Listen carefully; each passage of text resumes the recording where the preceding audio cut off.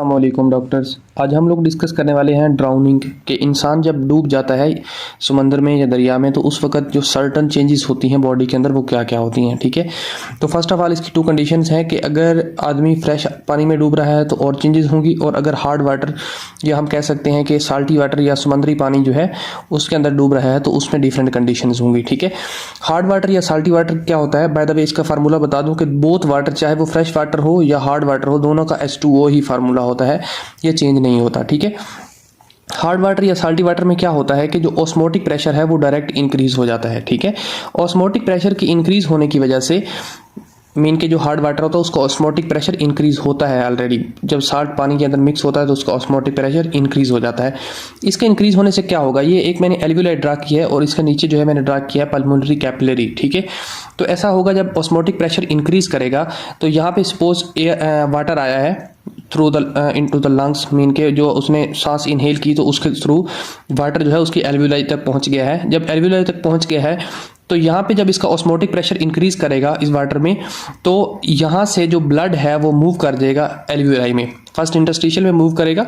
ठीक है, और उसके बाद जो है इनटू द एल्वियोलाई मूव कर जाएगा। ठीक है, एल्वियोलाई के मूव करने की वजह से क्या होगा, एक तो ऑलरेडी इसमें पानी भरा हुआ है और जो ब्लड है जब आरबीसीज हैं वो यहाँ से इस कंडीशन में ऑस्मोटिक प्रेशर के इंक्रीज होने की वजह से एल्वियोलाई के अंदर मूव कर गए हैं। ठीक है, तो इस वजह से हमारे पास क्या होगी, एस्फिकेशन। एस्फिकेशन क्या होती है, नॉट इनफ वेंटिलेशन। ठीक है, वेंटिलेशन प्रॉपर नहीं होगी। वेंटिलेशन क्या होता है, हमारा सांस अंदर खींचना और बाहर आ जाना। ठीक है, तो इसको हम वेंटिलेशन बोलते हैं। एस्फिकेशन एक टर्म है जिसमें कहते हैं कि इनफ वेंटिलेशन नहीं हो रही। ठीक है, क्योंकि हमारी जो एल्वियोलाइज हैं वो पानी के साथ भरी हुई हैं और जो ब्लड है वो भी इधर मूव करना स्टार्ट हो गया है एल्वियोलाई के अंदर। ठीक है, अब है सेकंड कंडीशन। सेकंड कंडीशन क्या है कि फ्रेश वाटर में अगर कोई डूब जाता है, ठीक है, तो उसमें क्या होगा, फर्स्ट ऑफ ऑल तो इसमें साल्ट नहीं है तो इसकी वजह से इसका ऑस्मोटिक प्रेशर लेस होगा। ठीक है, डिक्रीज हुआ ऑलरेडी ऑस्मोटिक प्रेशर होगा।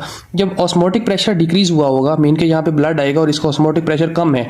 ठीक है, तो क्या होगा कि जो कैपिलरीज के अंदर जो ब्लड घूम रहा है, ठीक है, तो वो जो है इस वाटर को पुल कर लेगा अपनी तरफ। ठीक है, फर्स्टली यहाँ पे आ जाएगा और देन कैपिलरीज के अंदर जो है वो वाटर जो है वो मूव कर जाएगा। ठीक है, फ्रेश वाटर यहाँ पे कैपिलरीज में आ जाएगा। ठीक है, इसके कैपिलरीज में आने से फर्स्ट जो चेंज होगा वो होगा हीमोडाइलेशन। ठीक है, क्योंकि हमारे ब्लड के अंदर जब वाटर मिक्स हो रहा है तो वो जो ब्लड है वो डायलेट एक किस्म का हो गया है, तो इसको बोलते हैं हम हीमोडाइलेशन। ठीक है, हीमोडाइलेशन हो जाएगी। सेकेंड क्या होगा, हमारे जो आरबीसीज हैं वो फूलना शुरू हो जाएंगे और उनके फूलने की वजह से वो ब्लास्ट कर जाएंगे। ठीक है, उनके ब्लास्ट करने की वजह से जो हमारी कैल्शियम है और हीमोग्लोबिन है वो सेल से बाहर आ जाएगी। ठीक है, तो हमारे पास जब इंक्रीज होता है पोटाशियम जो है वो बाहर आ जाएगी सेल से। जो पोटाशियम है वो जब बाहर आ जाती है हमारे आरबीसी से तो हम उसको बोलते हैं हाइपर कैलमिया।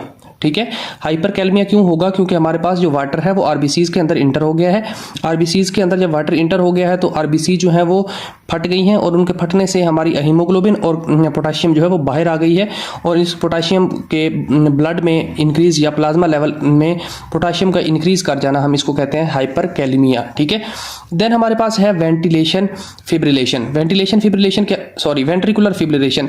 वेंट्रिकुलर फिब्रिलेशन इस वजह से होगी कि हमारा जो हार्ट है अगर उसको नॉर्मल ब्लड मिल रहा है तो वो हमारा नॉर्मल पंप कर रहा है ब्लड को इनटू द आयोर्टा या इनटू द पल्मोनरी आर्टरी। ठीक है, और अगर उसको ब्लड बहुत ज़्यादा मिल गया है या प्री लोड जो है या आफ्टर लोड जो है वो बहुत ज़्यादा इंक्रीज हो गए हैं, अगर वेंट्रिकल फिब्रिलेशन क्या होता है इसका नहीं पता है तो आपको वेंट्रिकुलर फिलिंग के लिए एक अलग से वीडियो मैंने बनाई थी, आप उसका लिंक मैं कमेंट बॉक्स में दे दूंगा, आप वो देख सकते हैं कि किस तरह वेंट्रिकल फिलिंग होती है। ठीक है, तो वेंट्रिकल जो है वो प्रॉपरली फिल नहीं हो पा रहे क्योंकि ओवर ब्लड है, ब्लड की जो क्वांटिटी है वो इंक्रीज कर चुकी है और वेंट्रिकल्स जो है वो बहुत ज़्यादा भर जाते हैं और ब्लड जो है वो प्रॉपरली पुश नहीं हो पाता। ठीक है, जिसकी वजह से हमारे पास वेंट्रिकुलर फिब्रिलेशन शो हो रहा होगा हार्ट के अंदर। ठीक है, तो ये है फ्रेश वाटर में किस तरह की कौन कौन सी चेंजेस होती हैं। ठीक है, नॉर्मली जब हमारे पास वाटर एक्सचेंज होता है एयर एक्सचेंज होती है इस पॉइंट पर, तो इसमें हमारे पास जो प्लाज्मा फ्लूइड और आरबीसी के अंदर वाला फ्लूइड होता है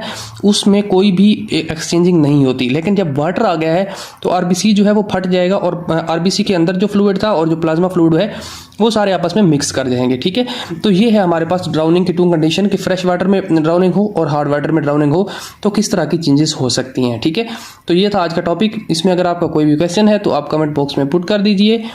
मैं आपको आंसर कर दूंगा। थैंक यू डॉक्टर्स, अल्लाह हाफिज़।